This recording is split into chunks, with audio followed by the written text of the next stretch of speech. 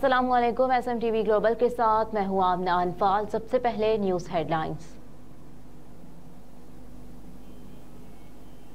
पशीन में इंतखाबी दफ्तर के बाहर धमाका, 8 अफराद जाँ बहक हो गए। पुलिस के मुताबिक धमाके की इत्तला मिलते ही पुलिस की भारी नफरी इलाके में पहुंच गई। धमाके के बायस 10 अफराद जख्मी भी हुए, जिन्हें अस्पताल मुंतकिल किया जा रहा है। पुलिस के मुताबिक धमाके की नौयत और नुकसान का तयन किया जा रहा है। आम इंतखाबात के लिए मुल्क भर में 90,675 पोलिंग स्टेशन कायम। इलेक्शन कमीशन के मुताबिक मर्दों के लिए 25,320, खवातीन के लिए 23,952 पोलिंग स्टेशन कायम किए गए हैं, जबकि मुल्क भर में मर्दों और खवातीन के लिए मुश्तरका पोलिंग स्टेशन की तादाद 41,403 है। इलेक्शन कमीशन के मुताबिक पंजाब में मजमूई तौर पर 50,944 पोलिंग स्टेशन कायम किए गए हैं। इलेक्शन कमीशन के मुताबिक सिंध में मजमूई तौर पर 19,006 पोलिंग स्टेशन कायम किए गए हैं। इलेक्शन कमीशन के मुताबिक केपी में मजमूई तौर पर 15,697 पोलिंग स्टेशन कायम किए गए हैं। इलेक्शन कमीशन के मुताबिक बलूचिस्तान में मजमूई तौर पर 5,028 पोलिंग स्टेशन कायम किए गए हैं।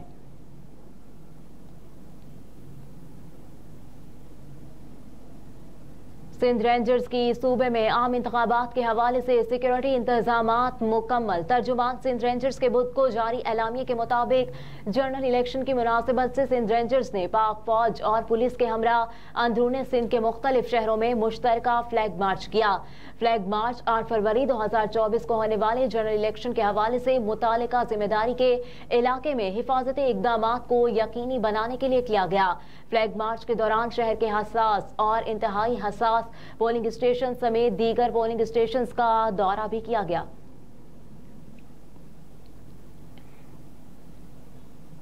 लाहौर में मजमूई तौर पर 1,000 से जायद उम्मीदवार मद्दे मुकाबिल। लाहौर से कौमी असम्बली की 14 नशिस्तों पर 266 उम्मीदवार पंजा आजमाई कर रहे हैं, जबकि सूबाई असम्बली के 30 हलकों में 813 उम्मीदवार के दरमियान मुकाबला होगा।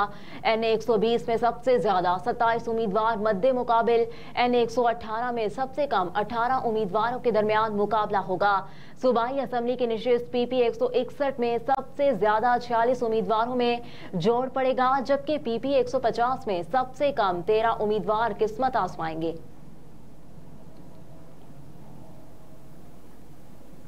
फॉर्म 33 पर सलमान अकरम राजा की पार्टी जाहिर करने की दरख्वास्त मुस्तरद कर दी गई। सलमान अकरम राजा की दरख्वास्त पर इलेक्शन कमीशन ने महफूज फैसला सुना दिया। महफूज फैसला DD लॉ साइमा जिंजोआ ने पढ़कर सुनाया। 2 फरवरी को इलेक्शन कमीशन ने PTI उम्मीदवार सलमान अकरम राजा को आजाद उम्मीदवार करार देने के खिलाफ दरख्वास्त पर फैसला महफूज किया था। फॉर्म 33 उम्मीदवारों के नामों के मदरजात पर मुश्तमिल फॉर्म होता है। सलमान अकरम राजा के फॉर्म 33 पर उनकी PTI से वाबस्तगी दर्ज नहीं है।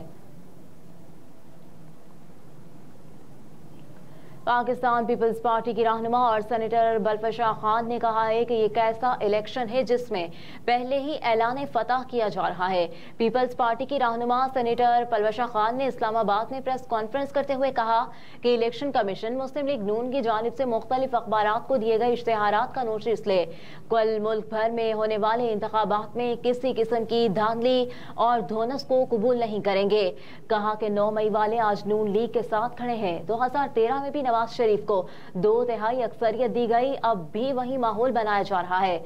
बलफशाह खान ने कहा कि इंतखाबात में भी 1100 सैनिटरी वर्करों को वोट डालने से महरूम कर दिया गया। जड़लो इलेक्शन साबित करने में नून लीग का बहुत बड़ा हाथ है। इस बार उनकी वारदात कामयाब नहीं होने देंगे।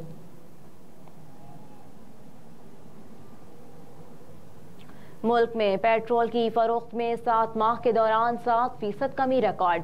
OCAC के आदादोशुमार के मुताबिक माली साल के पहले 7 माह में मुल्क में 4.18 मिलियन टन पेट्रोल की फरोख्त रिकॉर्ड की गई, जो गुज़िश्ता माली साल की इसी मुद्दत के मुकाबले में 7% कम है।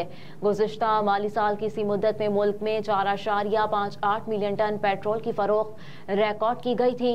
जनवरी के दौरान मुल्क में 0.61 मिलियन टन पेट्रोल की फरोख्त रिकॉर्ड की गई, जो गुज़िश्ता साल जनवरी के मुकाबले में 5% कम है।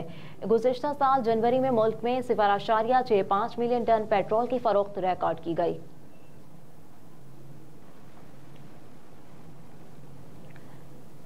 मोहसिन नकवी ने पीसीबी के अखराजात की तफसीलात मांग ली। ज़राए के मुताबिक अखराजात में Pakistan cricket team, sports staff और मैचेस के इनेकाद पर अखराजात भी शामिल हैं।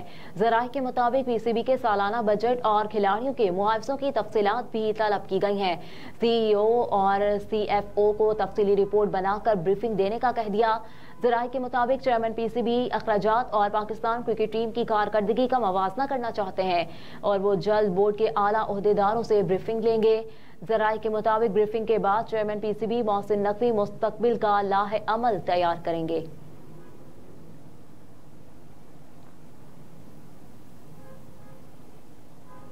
अमरीकी वज़ीर ख़ारजा एंटोनी ब्लिंकन ने कहा कि इसराइल और हमास के दरमियान तनाज़े का मुस्तकिल हल चाहते हैं। अमरीकी वज़ीर ख़ारजा एंटोनी ब्लिंकन इसराइल और हमास तनाज़े के हवाले से मशरिक़ वुस्ता के दौरे पर हैं। उन्होंने पहला दौरा मिस्र का किया, जहां काहिरा में अमरीकी वज़ीर ख़ारजा ने सदर अब्दुल फताह अल सीसी से मुलाकात की। अगले रोज़ एंटोनी ब्लिंकन ने सऊदी वलीअहद शहज़ादा मोहम्मद बिन सलमान से भी मिले।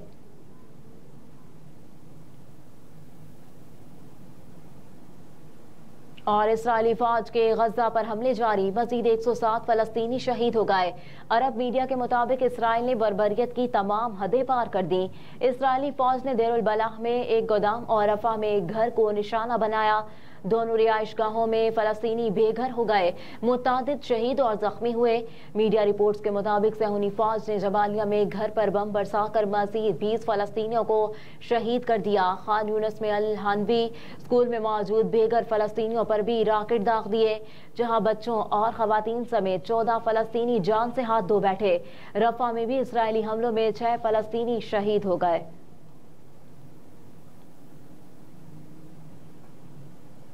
हेडलाइंस आप जान चुके हैं। न्यूज़ स्टूडियो से फिल वक्त इतना ही। आप देखते रहिए SM TV ग्लोबल।